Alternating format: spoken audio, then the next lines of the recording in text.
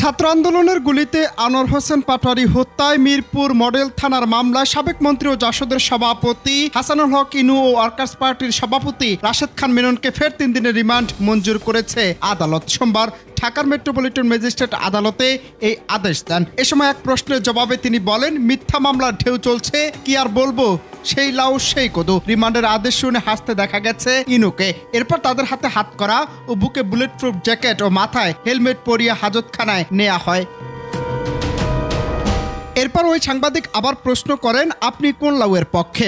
এ সময় হাসানুল হক ইনু বলেন, আমি দুটোরই পক্ষে। এরপর তার পাশে আইনজীবী, পুলিশ ও সাংবাদিকদের মাঝে হাসির রোল পড়ে যায়। হাঁটতে থাকেন ইনু ও মেনন। এ সময় মেননের কোনো বক্তব্য আছে কিনা জানতে চাইলে তিনি বলেন, আমি আর কি বলবো।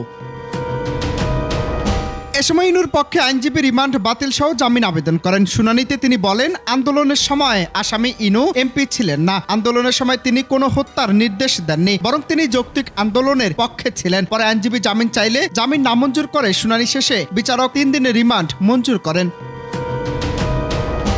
মামলার সূত্র বলছে, বৈষম্যবিরোধী ছাত্র আন্দোলন চলাকালে 5 আগস্ট মিরপুর গোলচত্বর এলাকায় গুলিতে নিহত হন আনোয়ার হোসেন পাটোয়ারি। এই ঘটনায় তার বাবা আলামিন পাটোয়ারি মিরপুর মডেল থানায় হত্যা মামলা দায়ের করেন।